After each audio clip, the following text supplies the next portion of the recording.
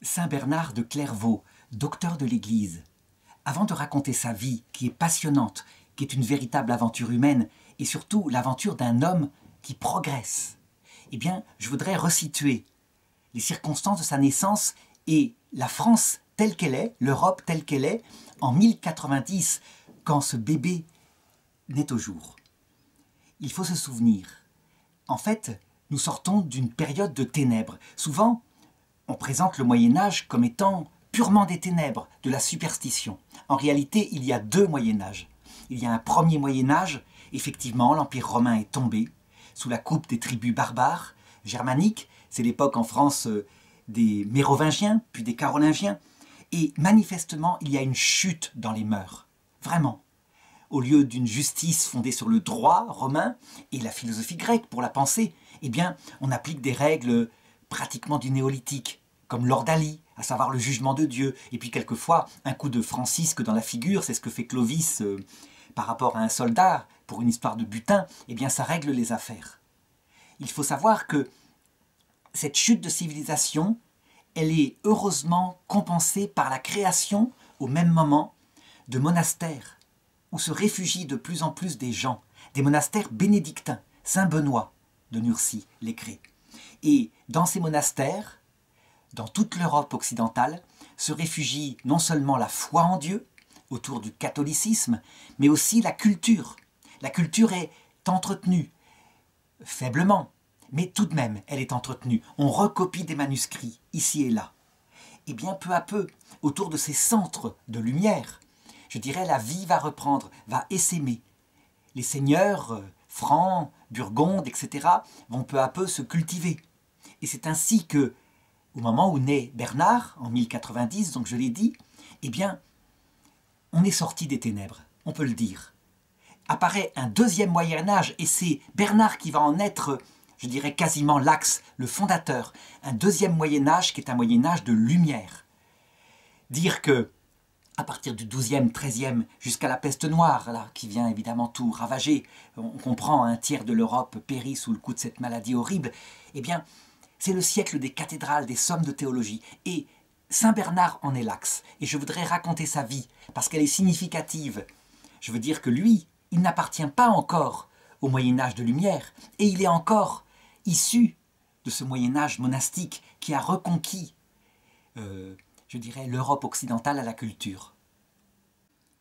D'abord, il faut savoir qu'il est fils de seigneur. Son père Tesquelin est un chevalier de cette époque-là. Ça veut dire que pour se donner à Dieu, pour se donner à l'honneur, ce sont des valeurs viriles qu'il développe, ces chevaliers. Eh bien, on ne trouve pas de meilleur moyen que de servir le Christ dans sa royauté temporelle.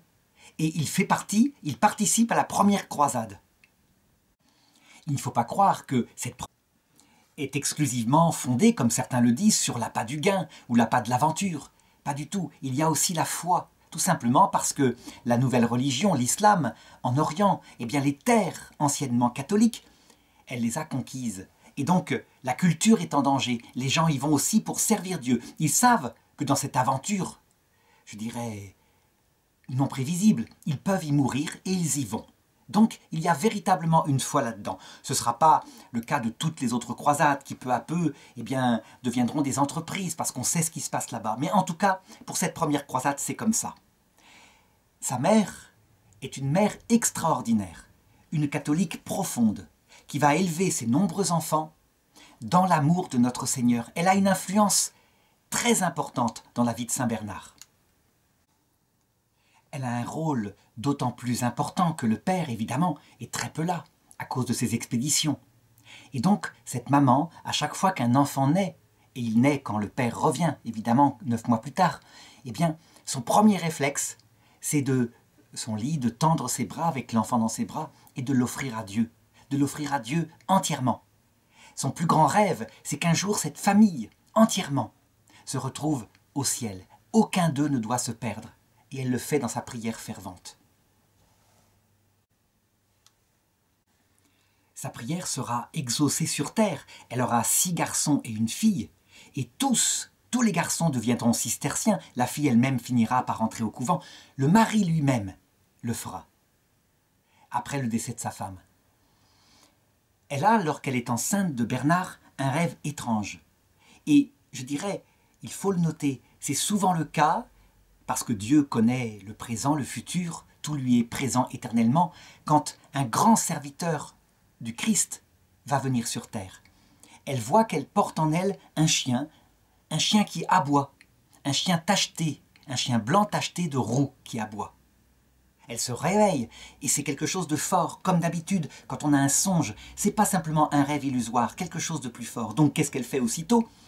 Elle va consulter un prêtre qui connaît les symboles de l'écriture et qui peut-être pourra lui expliquer ce que veut dire ce songe. Et le prêtre lui dit que le chien qui aboie, probablement, c'est un serviteur du Seigneur, un domini canes, un chien du Seigneur. Et il aboie, ça veut dire qu'il aura une prédication qu'on entendra partout. Quant à son pelage blanc, ça indique la pureté de son cœur. Taché de roux,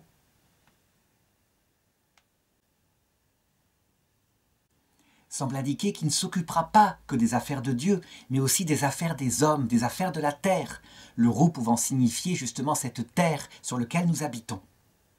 Eh bien, ce rêve sera manifestement prophétique.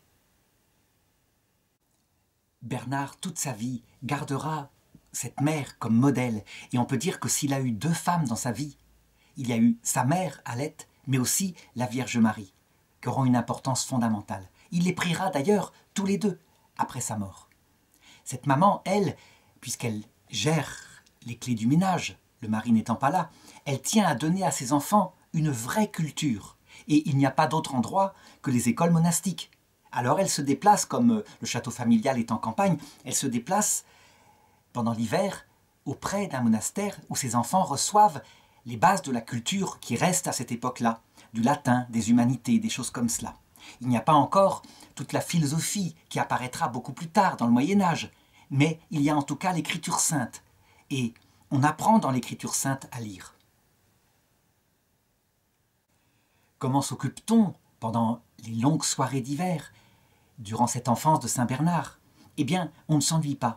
D'abord, il y a son oncle, et il y a tous les guerriers qui reviennent des croisades, parce que les croisades, on n'y reste pas 30 ans, on revient souvent, qui racontent les exploits qui se passent là-bas, avec les réussites brillantes contre les armées musulmanes. La première croisade, elle sera une réussite. Mais il y a aussi, pas loin du château où il habite, une fondation étonnante qui s'est créée. Il y a des moines bénédictins qui ont décidé de quitter le grand ordre de Cluny, un ordre ancien, qui a plusieurs siècles, mais qui est en phase, on pourrait le dire, de décadence. Ça veut dire qu'il s'est extrêmement enrichi, ce qui est normal. Les gens, souvent n'ayant pas d'héritage, d'héritier, donnent leur bien à cette abbaye, ne serait-ce que pour qu'on prie pour eux et pour pouvoir aller au ciel. Ils se sont extrêmement enrichis, ils se sont beaucoup cultivés. Donc, la vie monastique à Cluny, est dans une certaine décadence. Et bien, sous l'influence d'un moine, Saint Robert, ils se sont retirés de Cluny pour trouver de nouveau quelque chose qui est dans la règle de Saint Benoît, une vie en tout cas plus consacrée, plus absolue, plus austère. Ils se sont construits des petites cabanes dans les ajoncs, d'où le nom du monastère de Cîteaux, parce que Citel, c'est un roseau dans le français ancien, et ils passent leur journée dans le travail manuel, dans la pauvreté. Ils se lèvent très tôt le matin pour appliquer la prière de la règle de Saint Benoît. Vraiment, on peut le dire, ce sont des bénédictins réformés. Et Bernard, lui, dans sa jeunesse, il les voit, alors que les gens vont très peu chez eux, tellement c'est une vie austère. Mais lui, dans son sens de l'absolu, il est comme tenaillé entre, d'un côté, se donner à Dieu à travers la lutte pour l'Église catholique dans les armes physiques, ou se donner à Dieu à travers la lutte par les armes spirituelles. Il gardera toute sa vie, je dirais, l'idée que dans ces 2 façons de se donner à Dieu, il y a un absolu. Et il sera, je dirais, à la base de la fondation des premiers ordres monastiques militaires pour combattre en Terre Sainte, dont les Templiers. Donc il n'y a pas d'opposition en lui. Simplement, ce qui va le faire basculer vers les armes purement spirituelles, c'est une grâce qui lui arrive vers l'âge de 15 ans. Il s'en va à l'église pour prier. Il part un peu plus tôt que sa famille, il veut arriver avant pour prier, et l'église est encore fermée. Alors il s'assoit au parvis et il s'endort, et là, il voit en songe, de manière incroyable, unique, très forte, il en parlera plus tard avec des accents uniques, il voit Jésus, enfant, à la crèche. Et il découvre en même temps qu'il le voit de ses yeux, le sens intérieur de ce qui se passe, le mystère de l'incarnation en train de se faire. On peut dire que cette grâce unique qui ressemble à celle de saint Paul sur le chemin de Damas, il est monté comme au paradis à cause de ce qui l'accompagne, eh bien, va déterminer sa vocation. Extérieurement, rien ne va changer. Il va continuer d'aller en cours, de se former avec cette intelligence brillante qu'il a et dépasser très vite ses maîtres. Il va aussi, comme chef de famille, parce que ses deux frères aînés sont partis aussi guerroyer, il va, je dirais, se donner aux exercices qu'on apprend aux jeunes de l'époque, monter à cheval, apprendre à se servir d'une lance, etc. Mais, manifestement, sa mère le constate, il y a en lui un appel. Il regarde souvent dans la direction de ce monastère. Quelque chose l'appelle à se consacrer à Dieu. Lorsque sa maman tombe malade et meurt alors qu'il a 17 ans, eh bien, on peut dire que cette mort le rapprochera encore un peu plus de cette vocation. Et il se dira que la vie est bien courte, que, effectivement, il faut mettre tous les moyens pour ce court séjour sur terre, pour se consacrer uniquement à l'essentiel qui ne passe pas, l'éternité. Et l'âme de sa maman du ciel qui veille sur lui, eh bien, semble l'appeler à réaliser cette vocation. Toujours est-il qu'à partir de ce moment-là, eh bien, comme il est chef de famille, on peut le dire, son idée d'entrer à Cîteaux, juste à côté, non seulement l'enthousiasme, mais il se met à en parler. Et il en parle avec de tels accents d'enthousiasme que ses frères l'entendent. La vocation, manifestement, le brûle. Et lorsque, à un moment donné, il hésite à aller suivre des études universitaires, pourquoi pas? Eh bien, c'est comme la présence de sa mère qui semble lui être un reproche. Il ne peut pas. Il doit tout consacrer à Dieu tout de suite. Et comme c'est un homme qui est un entraîneur d'hommes dès cette époque-là, eh bien, sa parole autour de lui marque. Par exemple, son oncle, eh bien, participe au siège d'un château, un château rival à côté. C'est évidemment extrêmement dangereux. C'est la guerre. Et à la guerre, on le sait, on peut tuer par vengeance, on peut dépasser les limites de la violence et donc mettre son âme en danger. Eh bien, il commence par aller voir cet oncle et il lui parle du risque de cette guerre pour son âme, de la nécessité de tout mettre en Dieu. Si bien que quelque temps plus tard, l'oncle va s'ouvrir au propre père de Bernard pour lui indiquer qu'il a décidé d'entrer à Cîteaux. Mais il en parle aussi à ses frères et à des amis, si bien que peu à peu, autour de lui se crée un groupe, je dirais, enthousiaste, qui ne pense qu'à une chose, se donner à Dieu entièrement dans le monastère. Aucun de ses frères ne résistera à sa prédication. Gérard résistera quelque temps. Lui, il adore le métier des armes. Il voudrait continuer, c'est vraiment sa passion. Bernard lui dit, un jour, une lance te traversera la poitrine et la vocation entrera par là. Ce qui arrive un peu plus tard, dans un combat singulier. Alors il dit à son frère, je viens à Cîteaux, je suis fait pour Cîteaux.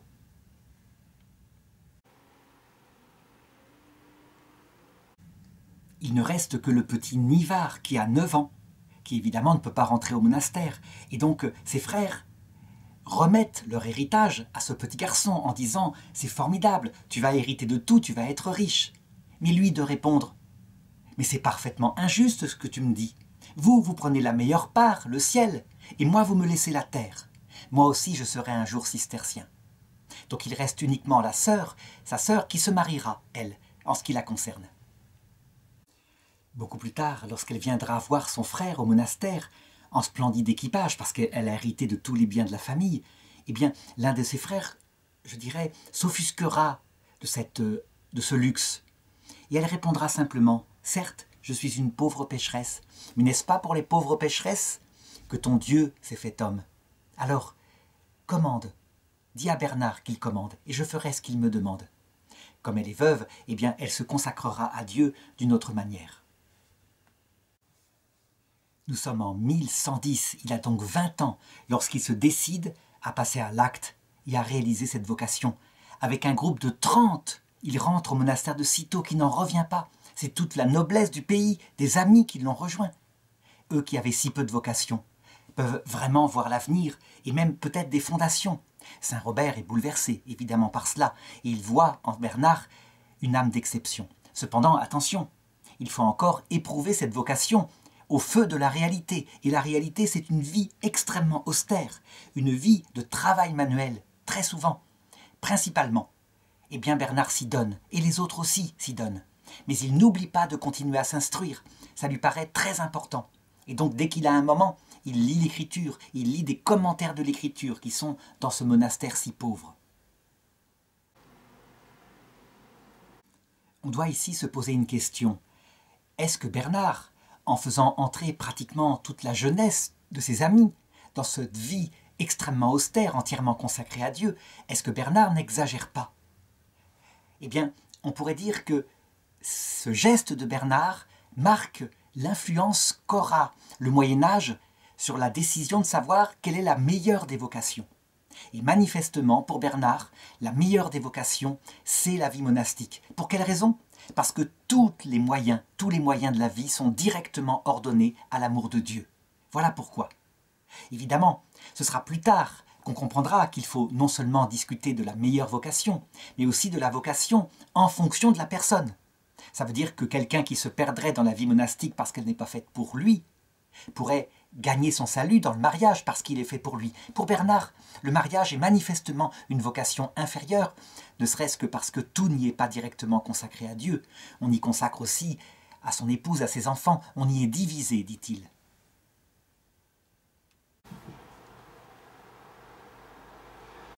Il va même plus loin. Pour lui, l'absolu des moyens qu'il a découvert si tôt, c'est véritablement partie de la vocation.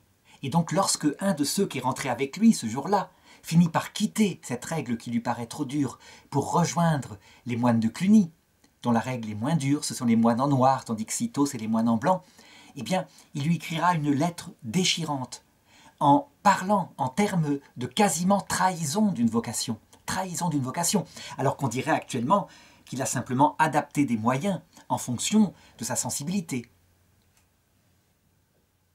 En effet, c'est toujours au Christ et au Christ seul que ce jeune homme se donne, donc on pourrait dire il a changé de forme de vie, il n'a pas trahi de vocation.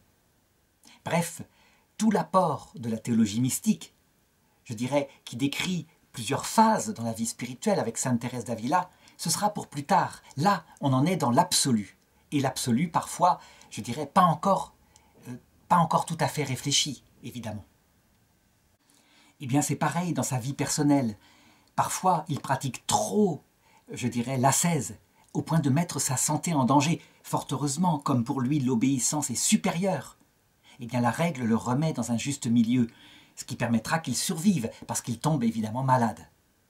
Très vite, alors qu'il a 25 ans, le monastère étant trop peuplé, eh bien, le père abbé décide d'essaimer, c'est-à-dire d'envoyer quelques moines pour fonder quelque chose, un monastère analogue, dans un autre endroit. Et Bernard est désigné comme étant le père abbé, c'est-à-dire celui qui les suivra. Le 25 juin 1115, il a donc 25 ans, il arrive avec ses 12 compagnons dans une belle vallée du côté de Troyes, où le Seigneur les a appelés. Et c'est là qu'il va fonder l'autel pour ce nouveau monastère, et construire les cabanes. Ce monastère s'appellera Clairvaux, Claire-Vallée, et il est célèbre encore maintenant. Évidemment, ça change tout. Bernard, cette fois, est père abbé, il est aussi prêtre. Il est celui qui dirige les moines. Et alors, le génie qui est dans cet homme va apparaître en pleine lumière. Ça veut dire que, d'abord, sa prédication, les sermons qu'ils font à la messe sont tellement fantastiques que les gens s'y pressent. Et les vocations se mettent à accourir de tout le secteur. À un moment donné, il y a des anciens chevaliers, compagnons de ses frères, qui viennent voir. Et ils sont tellement bouleversés par la grâce, ne serait-ce qu'à entendre la prédication de Bernard, qu'ils décident de quitter le métier des armes pour suivre dans le don total à Dieu. Évidemment, ici, il est aussi son propre maître comme père abbé, même s'il y a la règle, et donc il reprend ses ascèses excessives et il tombe malade. Pendant 1 an, on devra l'obliger à se reposer sous les ordres d'un médecin, qui d'ailleurs est absolument nul et qui le rendra plus malade qu'autre chose. Mais il survivra à ce médecin, et comme il le dit à un moment donné, Moi qui commandais à des hommes raisonnables, je suis, par un juste jugement de Dieu, condamné à obéir à un âne. » C'est dit avec humour, mais ça indique où en était la médecine à cette époque-là. Autant, je dirais, se livrer à quelqu'un qui tue davantage qu'il ne guérit. Par rapport à la conduite de ses frères du monastère, dans les tâches quotidiennes, dans l'obéissance, il est plein de patience, plein de douceur. Je dirais, il les modère dans leurs excès. Il leur demande de ne pas se fier à son propre comportement. Si bien que les vocations se multiplient. Et très vite, alors qu'il a 28 ans, donc 3 ans après la fondation, il va falloir de nouveaux essaimer et des monastères cisterciens vont se créer un peu partout.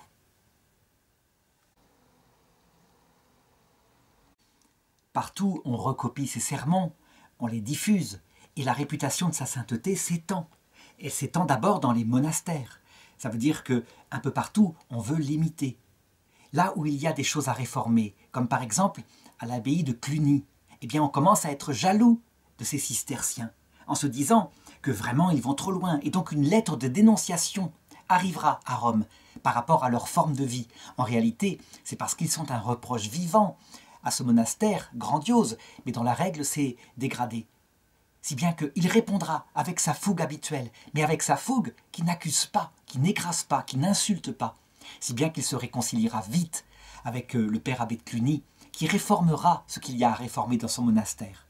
Même chose pour l'abbaye de Saint-Denis à Paris, où l'abbé Suger est père abbé. Mais lui, il s'occupe des affaires du roi principalement, pas assez du monastère. Eh bien, les lettres de Bernard le pousseront à appliquer les réformes qu'il faut au monastère de Saint-Denis et à prendre son rôle de père abbé au sérieux. Pierre le Vénérable, qui est devenu l'abbé de Cluny, lui écrira un jour, et ça résume un peu tout, comment on ne peut pas résister à cet homme-là. « Candide est terrible ami. Qu'est-ce qui pourrait éteindre mon affection pour vous ?» Candide, parce qu'il est pur, vraiment. Ça veut dire que pour lui, l'amour de Dieu est l'essentiel, rien d'autre ne doit compter, et l'amour du prochain va avec. Et terrible ami, parce que si on ne se plie pas aux exigences du service de Dieu, les exigences de la sainteté, eh bien, on est rappelé au jugement dernier qui arrive, et donc au risque de punition temporelle, le purgatoire, ou éternel, l'enfer. C'est terrible, ça a plus d'impact que n'importe quoi. Ce que j'ai décrit pour le moment, on peut le dire, dans le rêve de sa maman, c'est le chien blanc qui aboie et dont la parole, évidemment, dépasse les limites de son monastère. Mais je voudrais parler maintenant des taches rousses sur son pelage. Ça veut dire que les hommes politiques de son époque vont se mettre à le consulter de plus en plus.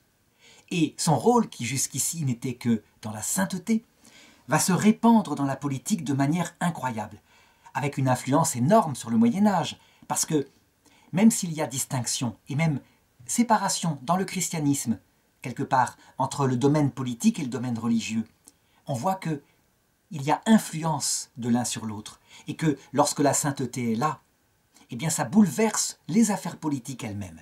Voilà quelques anecdotes qui illustrent ça. Ça commence par une histoire avec le roi de France qui s'appelle Louis VI le Gros. Il abuse de ses droits. Il ne faut pas croire que les rois sont des rois absolus sur tout, comme l'était Louis XIV. Eh bien, à qui fait-on appel pour le remettre dans les justes règles de ses droits? À Saint Bernard. Et Saint Bernard intervient et les choses se mettent en place. Seulement, il se demande comment ça se fait qu'on a fait appel à lui, et dans sa prière, il écrit ceci. « Ô mon Dieu, comment se fait-il qu'au sujet de moi seul, vous vous soyez trompé dans vos jugements? Vous avez tenté de me faire moine, vous avez voulu cacher dans votre sanctuaire un homme nécessaire au monde, sans qui les évêques ne peuvent traiter leurs affaires. » Ça veut dire que ces missions diplomatiques qui vont commencer à le prendre l'éloignent de sa vocation. Lui, il veut rester contemplatif, Dieu seul. Et voilà que le monde l'appelle. Et le monde l'appelle, je dirais, d'abord dans un domaine qui pourrait peut-être le concerner. À savoir, comment faut-il gérer ces croisades qui évidemment sont des guerres, donc qui font que des chrétiens font des crimes, comment les gérer au mieux pour tourner la fougue et la violence de ces chevaliers épris d'absolu dans le sens de Dieu, véritablement. L'idée est venue de créer un ordre militaire, un ordre de religieux qui serait consacré à Dieu dans un vœu de pauvreté, de chasteté, d'obéissance, mais qui seraient des soldats en même temps, et qui s'entraîneraient donc au combat. C'est l'ordre des Templiers. Il a 38 ans lorsqu'il se rend au concile de Troyes, et il est enthousiaste pour ce projet. Pour lui, je dirais, véritablement, il y a là une manière d'orienter cette énergie sauvage de la guerre chez les jeunes gens pour Dieu. Et donc l'ordre sera créé, et puis d'autres suivront. Évidemment, il a mis le doigt dans un engrenage qui ne va jamais s'arrêter. Et on peut dire qu'on va faire appel à lui à partir de maintenant pour tout.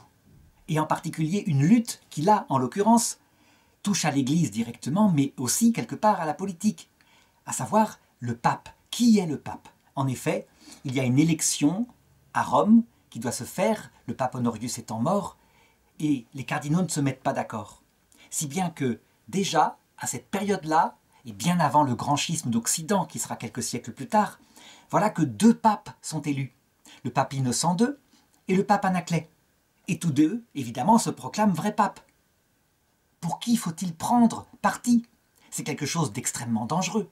Si la papauté elle-même se divise en 2, que va-t-il advenir de l'Église?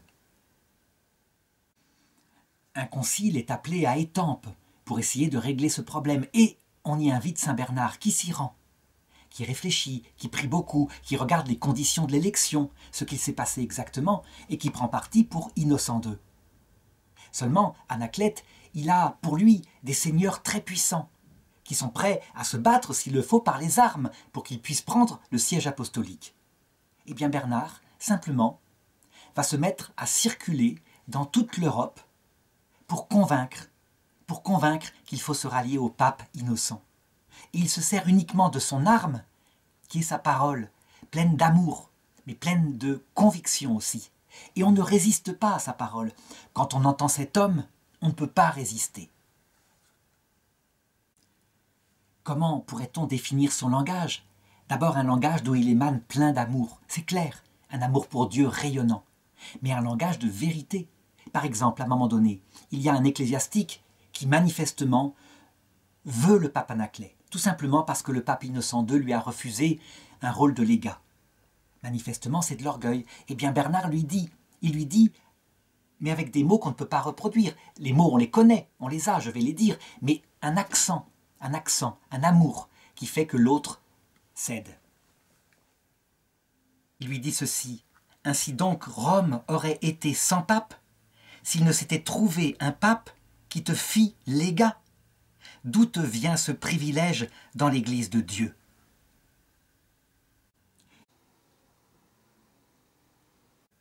Cette parole semble humiliante et ne pas pouvoir aboutir à quelque chose. Eh bien si, avec les accents qu'on ne peut pas reproduire, l'autre est convaincu et se soumet. Le 30 avril 1130, le pape Innocent II peut prendre son siège apostolique à Rome. Mais l'autre ne cède pas, à savoir qu'il fait la guerre, si bien qu'en septembre il est obligé de fuir. Les choses vont-elles tourner mal? Ne vont-elles pas s'arrêter? Eh bien, à un moment donné, Bernard, qui n'arrive plus, va simplement se mettre en prière dans une église, sortir de l'église avec le Saint-Sacrement, aller vers le noble qui soutient Anaclet et le convaincre de s'unir à l'église. Ce que va faire le noble en question. Tant que le schisme demeure, eh bien il circule dans toute l'Europe. Il va par exemple à Milan, où sa prédication enthousiasme les foules, et il y a même des miracles. La foule enthousiaste veut le proclamer archevêque de Milan. Eh bien lui s'en va, il refuse, il ne veut pas de ses honneurs, il est moine. Il ne veut pas se servir de sa parole, du talent que lui a donné le Seigneur, pour avoir un honneur quelconque. Ses ambassades l'épuisent, il revient à Cîteaux où il peut enfin se donner à sa chère vie contemplative. Mais le conflit va durer 8 ans. De nouveau, le pape Innocent l'appelle, parce que Anaclet a les vœux des armées. Finalement, ce conflit se terminera donc en 1138, parce que tout simplement Anaclet mourra.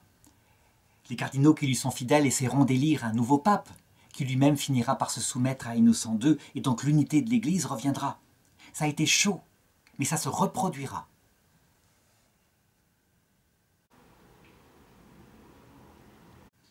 Dans le grand schisme d'Occident, quelques siècles plus tard, ce ne sera pas 2 papes, mais 3 papes qu'il y aura. Et finalement, ce sera un 4e, qui est le prédécesseur du pape actuel, le pape François. Lorsqu'il circule à travers l'Europe, il est accompagné de certains de ses frères moines, et aussi de son frère de chair Gérard, qui lors d'un voyage tombe malade.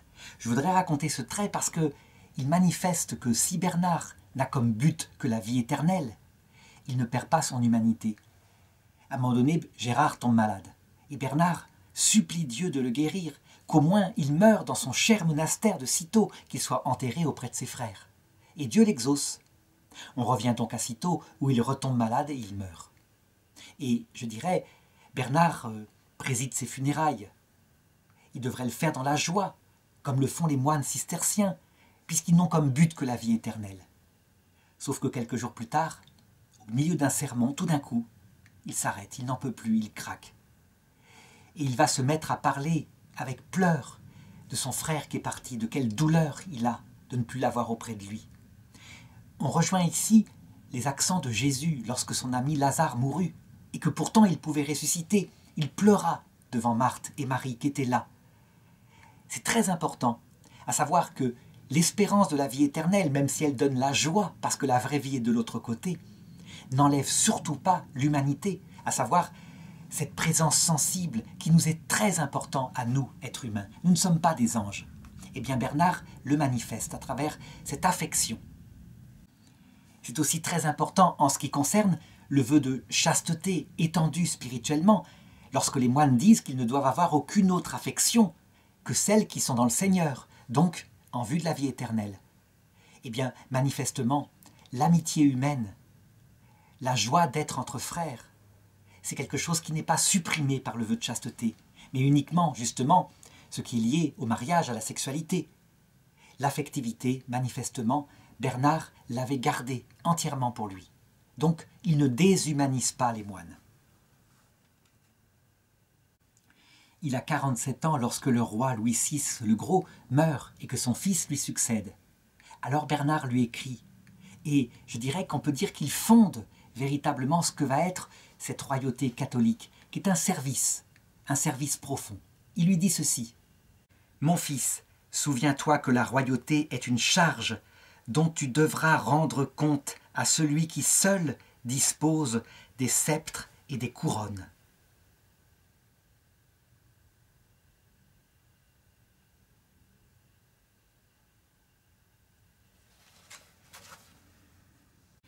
Cette spiritualité de la royauté catholique comme service se répandra dans toute l'Europe sur l'influence de Saint Bernard.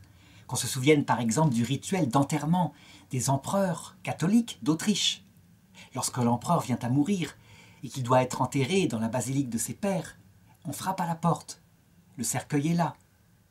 Le portier de l'autre côté crie « Qui va là ?» Et on répond « C'est l'empereur un tel qui vient de mourir et qui s'approche de notre Seigneur. » L'autre n'ouvre pas. Et il recrie « Qui va là ?» lorsqu'on refrappe. C'est, et on donne cette fois le nom de famille, c'est par exemple Guillaume, empereur autrichien, qui vient pour supplier le Seigneur de le recevoir dans sa maison. Et l'autre n'ouvre pas. Une troisième fois, on appelle. Le portier dit « Qui va là ?»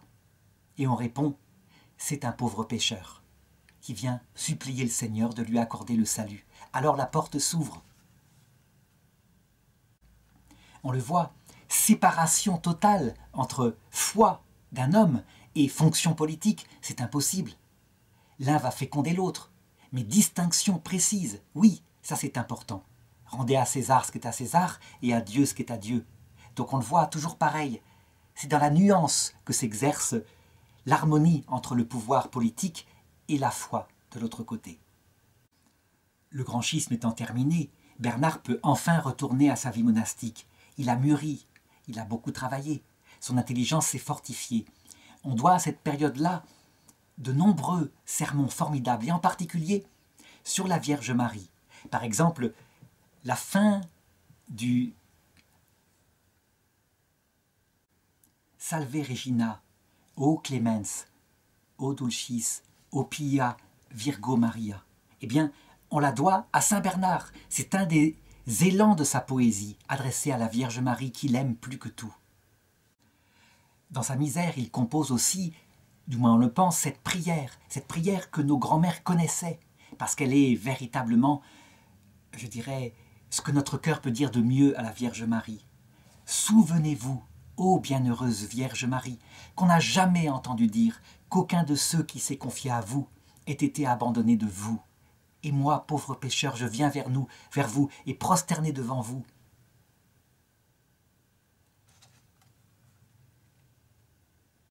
Je vous supplie, ne soyez pas insensibles à mes prières, mais exaucez-les.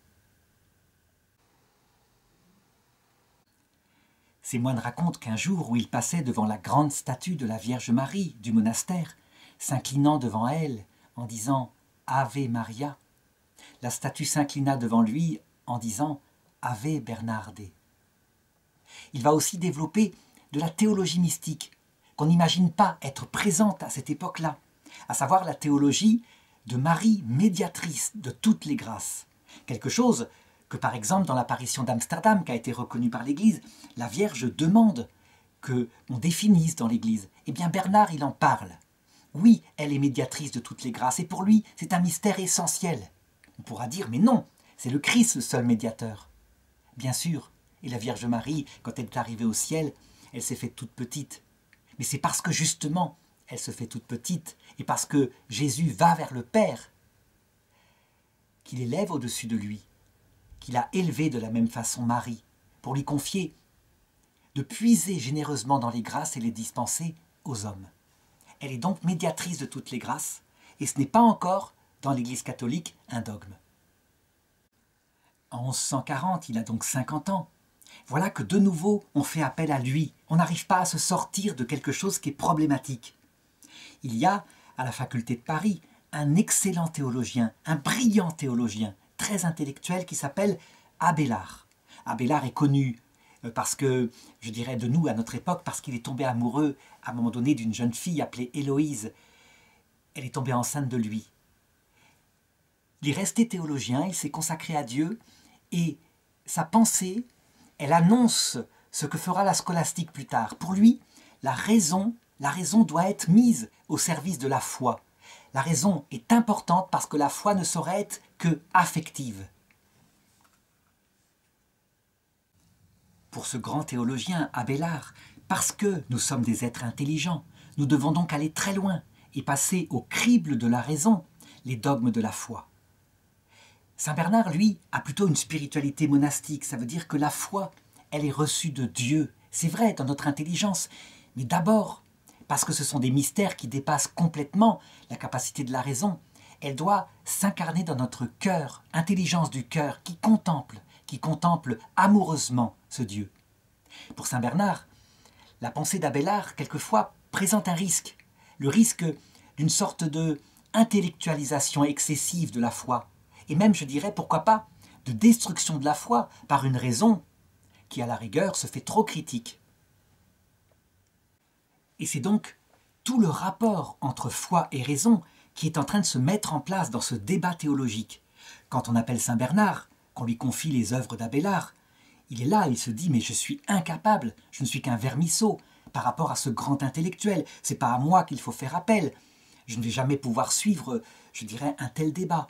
Et en effet, Abélard est brillantissime. Abélard, lui, il en appelle au débat, il est prêt à débattre avec Saint Bernard, en public, pour qu'on voit un petit peu où est la vérité. Saint Bernard va se récuser. Il sait très bien que devant l'argumentation extrêmement intellectuelle et précise d'Abélard, il ne fera pas le poids. Donc plutôt que de faire un débat public, eh bien il décide de faire appel à un concile. À un concile, je dirais avec des intellectuels, parce que plusieurs intelligences ensemble pourront examiner les écrits d'Abélard. Ce qui évidemment ne va pas dans la manière par laquelle va procéder Bernard, c'est que Abélard n'est pas appelé à se défendre oralement. Or on sait à quel point l'oralité est importante, parce que des écrits, en prenant telle phrase, en la sortant du contexte, on peut leur faire dire beaucoup de choses que par oral, si l'auteur est vivant et il est là, il peut corriger. Toujours est-il que ce concile se réunit, étudie les œuvres d'Abélard et finit par les condamner sur plusieurs points, dont en particulier ce point-là de rapport entre science et foi qui paraît donner trop d'importance à la raison critique, et d'autre part sur le problème moral. Pour Abélard, un acte n'est coupable que par l'intention exclusivement. Ça veut dire que si j'avais l'intention de faire le bien et que pour cela j'ai tué, eh bien subjectivement, la culpabilité de mon acte vient de ce que je pensais en conscience faire. Évidemment, pour l'Église catholique, il y a aussi l'objectivité de l'acte. On a tué, on a utilisé un moyen mauvais. Et donc, parfois, il faut se demander si ce moyen est légitime. Évidemment, si c'est pour tuer un criminel en train de tuer, il pourra peut-être être un moindre mal. Mais tout de même, il y a l'objectivité de l'acte. Bref, sur ces divers points extrêmement complexes, il sera condamné. Et lui, Abélard, n'est pas content, et on le comprend. Il n'a pas pu se défendre oralement. C'est absolument arbitraire, dit-il, et il fait appel au pape. Et malheureusement, le pape va procéder de la même façon. Ça veut dire qu'il va étudier les écrits d'Abélard, il ne va pas le recevoir, et il va le condamner. Abélard, évidemment, est blessé par ça, il se soumet, et on lui accorde de se retirer dans un monastère, où il peut se consacrer aux études et à la prière. Il est très en colère, Abélard, et on le comprend. Je dirais, il y a eu dans cette méthode de Saint Bernard quelque chose qui n'est pas correct. L'abbé de Cluny, Pierre le Vénérable, va le prendre avec beaucoup d'affection. Donc, lui donner raison, comprendre tout à fait sa révolte. Et il va s'efforcer d'écrire à Bernard en lui disant « Il faut venir le voir, il faut vous réconcilier, c'est important. Vous ne pouvez pas arriver dans l'autre monde étant ennemi. Parce que, souvenez-vous de la parole de Jésus qui dit « De peur qu'on ne te livre au juge et le juge au bourreau. Et là, en vérité, tu ne sortiras pas de prison que tu n'aies payé jusqu'au dernier sou. » Eh bien Bernard acceptera, il se rendra à Cluny. Et là, les deux grands hommes parleront et se réconcilieront, s'embrasseront. La paix sera faite entre eux. Plus tard, quelque temps plus tard, donc dans un siècle à peu près, eh bien ce rapport harmonieux entre foi et raison sera mis en place par saint Thomas d'Aquin. Ça veut dire que les intuitions d'Abélard, qui n'avaient pas les instruments encore d'Aristote, seront appliquées par l'Église de manière extrêmement harmonieuse, au point que l'Europe occidentale se développera par la suite à cause de ça. On peut le dire, saint Thomas d'Aquin, fils d'Abélard, quelque part, fils de la scolastique, il est source du développement en Europe occidentale des sciences naturelles. On accuse souvent l'Église d'avoir banni les sciences naturelles à cause de quelques contre-coups qui se passeront, l'affaire Galilée n'en étant pas un, manifestement, c'est autre chose. En réalité, si on compare à ce qui se passe à la même époque en islam, où ce problème de la foi et de la raison va aussi être débattu face à des grands philosophes théologiens comme Avicenne et Averroès, eh bien, il sera pris une décision différente, à savoir que la foi permet de répondre à tout, y compris au domaine de la raison, que le Coran contient toutes les sciences, et que donc il ne saurait être question de passer au crible de la raison, ne serait-ce que pour le comprendre mieux, le Coran. Eh bien, en conséquence, la civilisation musulmane entrera dans une pente défendante. Parce que, comme le dit saint Thomas, lorsque je cherche une vérité scientifique, c'est à un scientifique que je dois m'adresser. Et lorsque je cherche une vérité de foi, c'est à un pape, à l'écriture, que je dois m'adresser. On ne trouve pas cette citation que je viens de donner dans les œuvres de saint Thomas, mais globalement c'est sa pensée. Elle sera résumée par saint François de Sales, par cette maxime célèbre. Foi et raison doivent marcher ensemble comme deux affectionnés. En tout cas, saint Bernard, après cette réconciliation, revient à son monastère, et en passant, évidemment, on veut le faire évêque de Langres, puis archevêque de Reims. Et lui, il refuse avec beaucoup d'amour, des lettres où il est reconnaissant pour cette attention si délicate qu'on a eue de le faire archevêque. Mais sa vocation, lui, pauvre homme, c'est d'être un moine du Seigneur. On garde comme œuvre de saint Bernard le traité des 12 degrés de l'humilité. Eh bien, on peut dire que, sincèrement, se sachant pécheur, il les a mis en pratique. Ce n'est pas par vaine gloire qu'il refuse les évêchés, mais parce que, sincèrement, il s'en croit indigne. D'ailleurs, je dirais, comme on n'est pas dans les cœurs des hommes, je pourrais dire que le Seigneur va manifester, à partir de cette période-là, de plus en plus, sa sainteté, puisque son humilité est liée à sa sainteté, à travers des miracles. Par exemple, un jour, il passe dans un village, et une femme le supplie de s'arrêter, et elle lui dit « Mon fils, il est sourd, muet, aveugle, il est possédé par un démon. Si vous pouvez faire quelque chose, s'il vous plaît, arrêtez-vous dans ma maison, faites quelque chose. » Bernard, lui, il sait qu'il n'a aucun pouvoir de faire des miracles. Mais tout de même, il s'arrête, ne serait-ce que par pitié pour cette femme. Et il va vers l'enfant qui est là, prostré dans un coin. Il lui caresse doucement la joue et il lui dit « Alors, mon enfant, il paraît que lorsque tu es énervé, tu frappes ta maman? Ce n'est pas bien cela. » Et l'enfant l'entend. Et l'enfant l'écoute. Il a retrouvé l'audition. De nouveau, il est guéri. Il va tout de suite, et ça va être son premier acte, demander pardon à sa mère pour l'acte de violence qu'il avait fait dans la journée. Un tel miracle est évidemment connu dans toute la région, et des seigneurs qui étaient en guerre se réconcilient. Quant à l'archevêque du coin, il décide de fonder un monastère cistercien. Bernard est donc considéré comme un saint de son vivant, et ça ne met pas en danger son humilité, il sait ce qu'il en est de sa personne. À cette période-là, de nouveau on fait appel à lui pour la politique. Le roi Louis VII se comporte mal. Ça veut dire que le respect qu'il doit avoir pour l'Église, qui est dans son ordre propre, il ne l'a pas. Si bien que le pape est obligé de l'excommunier, ce qui est une punition évidemment très lourde, parce que les sujets du roi ne sont plus obligés de lui obéir. Et d'autre part, là où il arrive, il ne peut pas recevoir les sacrements. Louis VII, loin de céder à cette peine judiciaire, s'entête. Et il envoie même des soldats pour punir ceux qui auront appliqué l'excommunication venant du pape. Il fait exterminer des gens. Si bien qu'à un moment donné, Bernard, voyant comment il agit mal, alors qu'il a tout fait pour faire fléchir le pape, mais aussi pour faire fléchir la détermination du roi Louis VII, lui écrit « Vos excès en meurtre, incendies, pillages, me font regarder comme sottise la bonne opinion que je m'étais faite de votre personne, ce qui m'incite à vous écrire en toute vérité, sans faiblesse. » Et la lettre continue sur ce ton. Une lettre, c'est froid, c'est glacé. On pourrait dire qu'elle n'aura aucun impact. Et bien curieusement, malgré tout, sans doute parce que les accents y sont et qu'il connaît, Bernard, eh bien on va avoir une bonne influence sur le roi Charles VII et le conflit va s'arrêter. Le pape, qui est le successeur d'Innocent II, va lever l'excommunication. À Rome, ça ne se passe pas bien. Le pape en question est tué sous le mur d'un château parce que le frère d'Anaclète, un antipape d'avant dont j'avais parlé, lui a fait de nouveau des soucis et une pierre lui est tombée sur le front. Un nouveau pape est élu. Et ce nouveau pape, c'est un cistercien. Il s'appelle Eugène III. C'est un frère de Saint Bernard. C'est quelque chose d'extraordinaire qui ne peut que le toucher. Comment ces moines, qui étaient si méprisés pour leur pauvreté, peuvent-ils maintenant être si aimés que l'un d'entre eux devient le pape de Rome? L'influence de Saint Bernard est évidemment immédiate. On peut dire que par ses lettres, il l'aide à gouverner cette lourde charge qu'est l'Église, à ne pas se laisser berner par les tentations politiques, comme c'est malheureusement le cas très souvent, puisque le pape est aussi maintenant un souverain temporel.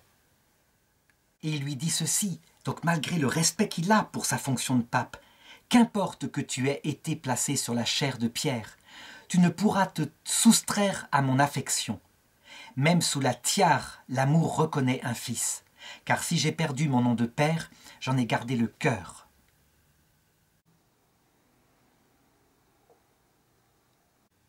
Et donc il l'encouragera à toujours garder cette pauvreté qu'il a acquise comme moine de Cîteaux.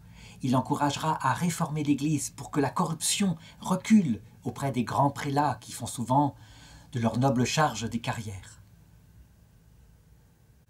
Parce qu'il faut le savoir, l'Église catholique, finalement, la pureté de ses mœurs, elle est sinusoïdale. Ça veut dire que lorsqu'il y a un grand renouveau, eh bien, les poids de la chair fait que petit à petit ce renouveau s'étiole. Alors il faut de nouveau un renouveau.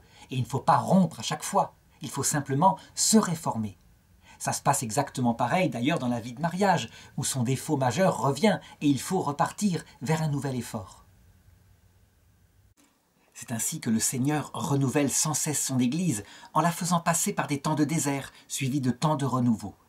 Eh bien, ce qu'il se passe pour son Église, ça se passe aussi pour les hommes, et aussi pour Saint Bernard, parce que Saint Bernard vieillit, et le Seigneur et la Vierge Marie veulent le préparer à la vie éternelle, pour qu'il y entre sans passer par le purgatoire, mais en faisant son purgatoire sur terre. Et donc, ce que je vais raconter maintenant, c'est la dernière grande épreuve de sa vie. Il a 54 ans. Nous sommes donc en 1144. Et de mauvaises nouvelles arrivent de l'Orient. La première croisade, on le sait, elle a réussi. On peut dire en gros globalement qu'elle s'est attaquée à des musulmans qui dormaient. Et ils ont commencé du coup à se réveiller sous le coup de boutoir de ces guerriers venant de l'Europe occidentale et qui ont repris Jérusalem. Si bien qu'ils ont fini par contre-attaquer, à réveiller en eux ce qu'on appelle le djihad, et ils reprennent la ville d'Édesse. Si bien que, du côté de Jérusalem, le roi Baudouin appelle à l'aide en Occident. Il faut venir renforcer la croisade. Mais la première croisade, elle a fait beaucoup de morts.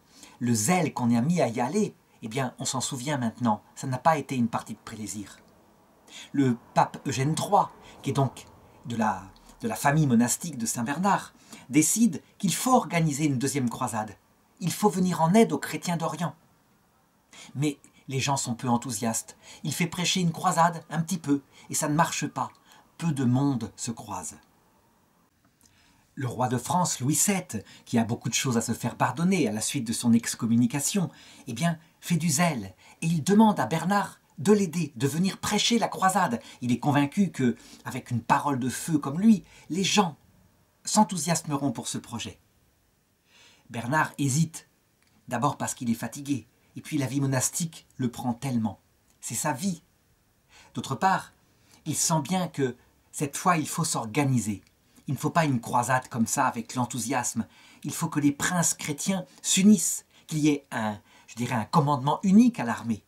Or, il viendra aussi des chrétiens d'Allemagne, c'est évident. Donc l'empereur doit s'unir au roi de France pour que la croisade puisse être efficace. Et puis l'ordre du pape vient. Il est nommé prédicateur de la croisade. Alors, il s'y met, il y va. Et il va prêcher la croisade comme ça pendant plusieurs mois. Et la première prédication, elle est à Vézelay. Vézelay, où une foule de gens se sont réunis pour une réunion qui va, où il est attendu que Bernard va prêcher.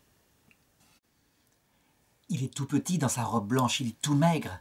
C'est un tout petit homme, marqué par les pénitences qu'il s'impose. Et tout d'un coup, il se met à parler. Il y a là Charles VII qui s'est déjà croisé avec une croix qu'il a reçue du pape Eugène III. Et quand il se met à parler, en montrant, la nécessité énorme des chrétiens d'Orient, mais aussi le royaume de Dieu qui est en danger, et la promesse de la vie éternelle, avec ce ton unique qu'il a, eh bien, l'enthousiasme aussitôt naît. Ils sont tous convaincus, et tous demandent des croix pour se mettre sur la poitrine et pour se croiser. Et les croix, on en donne, il en lance à la foule, et bientôt il n'y en a plus assez.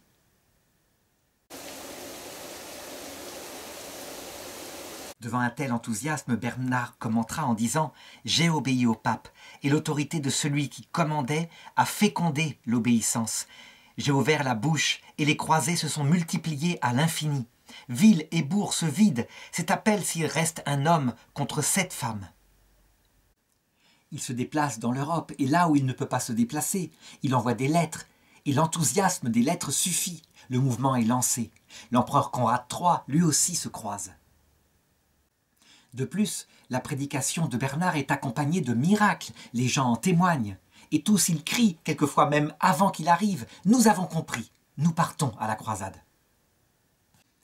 Les chroniqueurs du temps s'enthousiasment et ils disent que, à l'occasion de sa prédication, ce sont des centaines de guérisons qu'on peut compter. Lorsqu'il arrive dans un certain pays où on a persécuté des Juifs parce qu'ils ont refusé de payer un impôt pour la croisade, eh bien il les défend. Et il dit que c'est honteux de s'attaquer ainsi au peuple du Seigneur et que l'impôt pour la croisade, c'est librement qu'on le donne, si on le veut. Il le dit, ni les anges, ni les vrais apôtres n'approuvent ce meurtre qu'ont subi les Juifs. L'Église prie au contraire pour leur conversion. Son attitude eut un grand retentissement à cette époque-là. On ne s'embarrassait pas de sentiments. Et on le sait, lorsqu'arrivait une maladie, une peste quelconque, c'était toujours les Juifs qui étaient les boucs émissaires. Eh bien, en montrant que c'était une chose qui attirait la malédiction du Seigneur, les gens l'écoutent tout de même. Le pape Eugène III lui-même se déplace pour aider François dans la prédication. Il passe aussi par Clairvaux, qui est, la maison de sa jeunesse où il a reçu tant de grâce. Il convoque même un concile à Troyes afin de régler quelques hérésies qui subsistent en France. Et le nombre de combattants professionnels de la noblesse avec leurs lourdes armures et leurs chevaux est immense. On ne peut que gagner. C'est fantastique. Un tel enthousiasme pour ce départ pour la Terre Sainte. Eh bien, je parlais tout à l'heure de la grande épreuve de Bernard. Tout simplement parce que, en fait, cette deuxième croisade va tourner complètement à la catastrophe. Pour une raison simple d'abord. Chacun des rois, Louis VII et Conrad, eh bien, veulent faire de la croisade leur victoire personnelle, donc ils ne sont même pas unis. Le premier est battu dès son arrivée dans l'Asie mineure, et le second, sa défaite va suivre. Au bout de quelque temps, un tiers des combattants a péri, soit sous les armes des musulmans, soit par la maladie, parce que les conditions d'hygiène à l'époque, on ne les connaît pas. Le siège de Damas, qui est entrepris, échoue lamentablement. Et, je dirais très vite, l'empereur Conrad III renonce et revient en Europe. Louis VII reste un peu plus longtemps et finalement lui-même se décourage et part. C'est donc un échec cuisant avec des milliers, des dizaines de milliers de morts.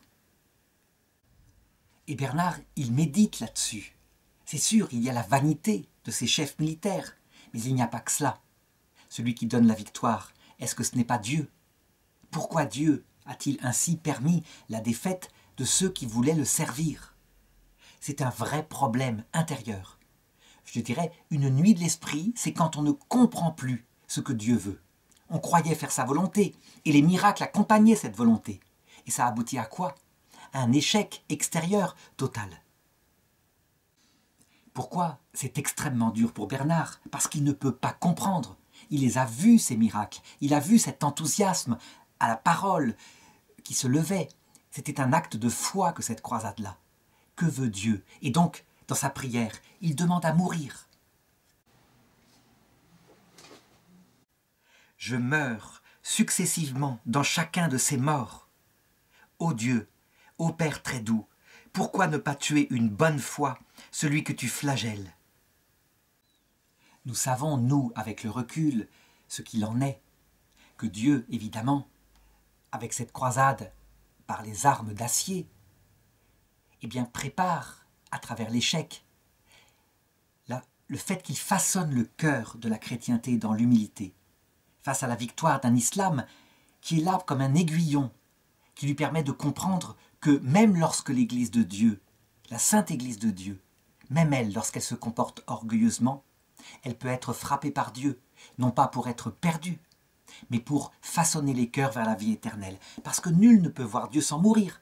Que le vrai royaume de Dieu, c'est pas la conquête matérielle de Jérusalem. Ça, c'est une prophétie laissée aux Juifs, et c'est les Juifs qui la reconquériront plus tard, selon la promesse de Jésus-Christ. Jérusalem sera foulée par une nation, jusqu'à ce que soit terminé le temps des nations.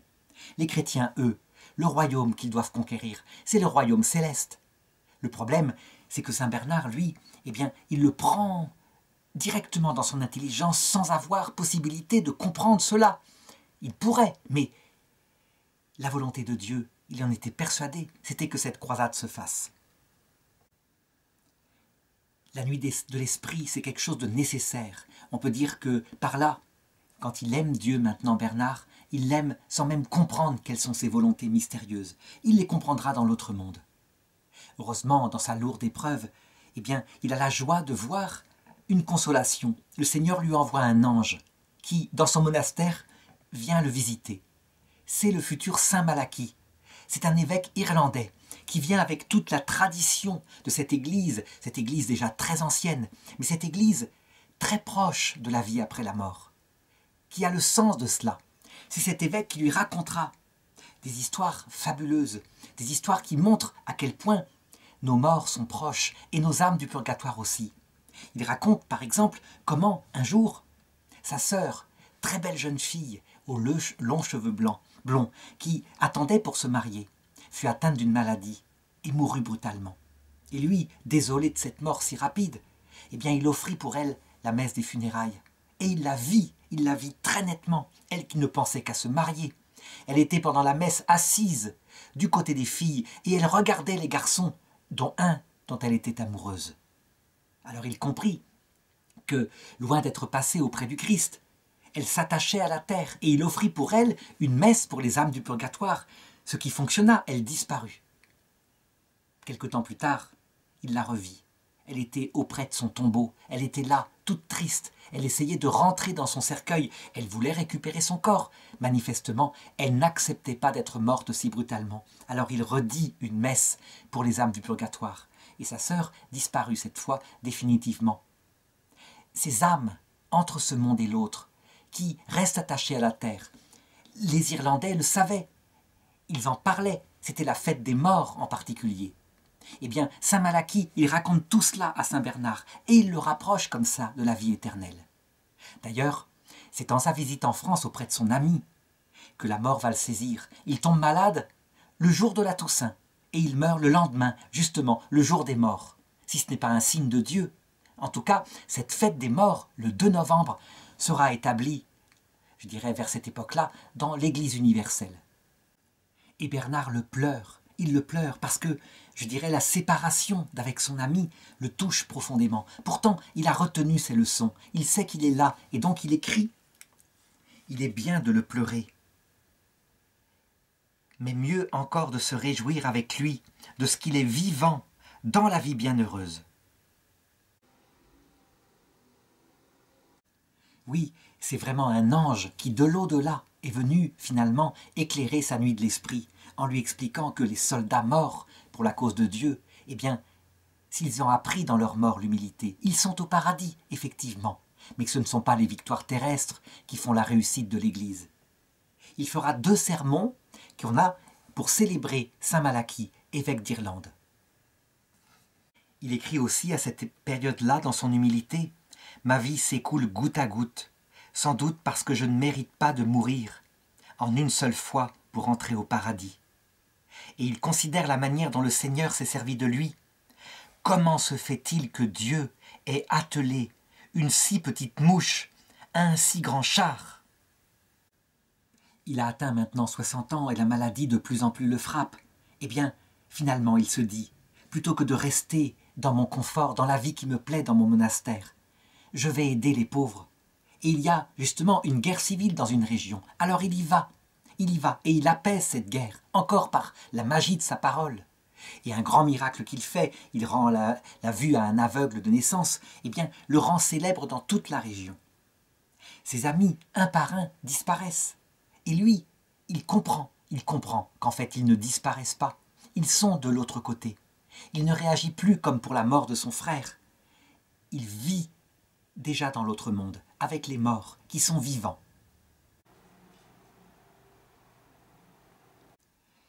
Nous sommes en 1250 et le nouveau pape de Rome, de nouveau, fait appel à lui.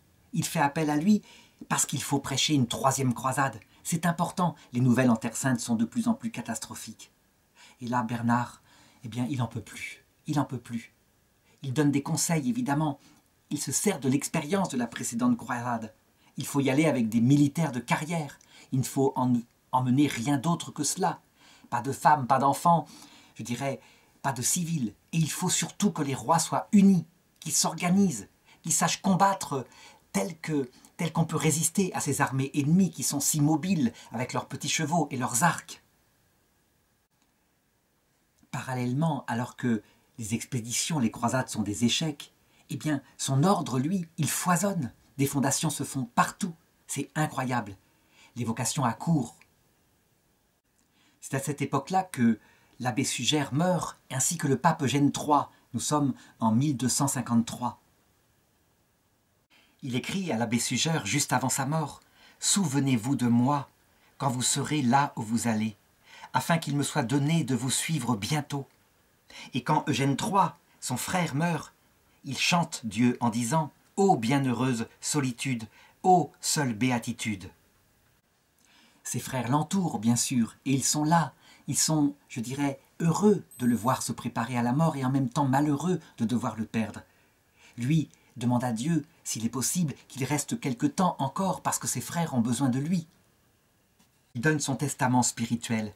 « J'ai eu moins de confiance en moi que dans les autres. Je ne me suis jamais vengé du mal qu'on m'a fait.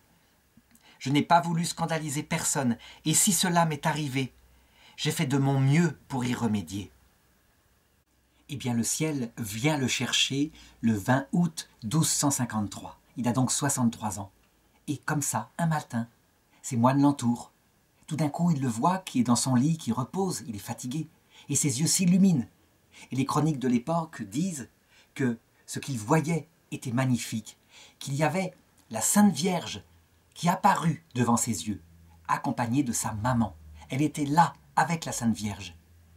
Et toutes les deux, elles emportèrent son âme dans l'autre monde.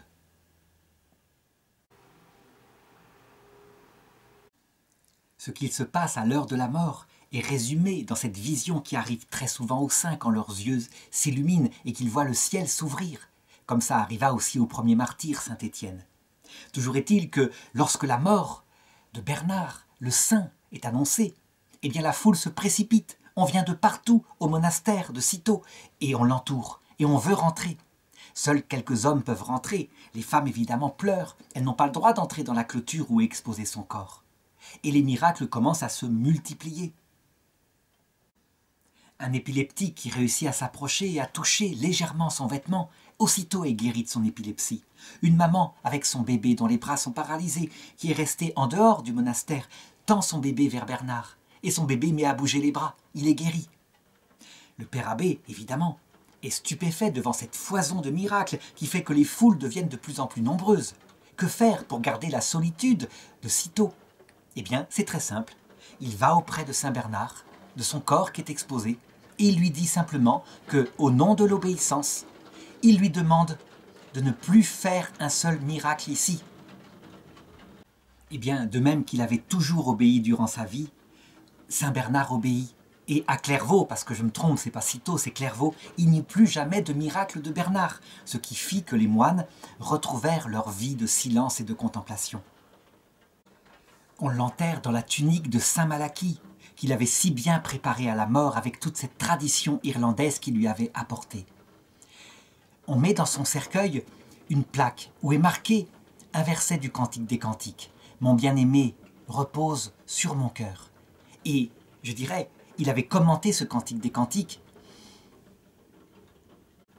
C'est le plus bel hommage qu'on peut faire à sa prédication, parce que tout au long de sa vie, eh bien, les moines ont pris des notes. Il y a des sermons pour tous les jours de l'année, pour presque tout l'évangile. Il a commenté l'écriture.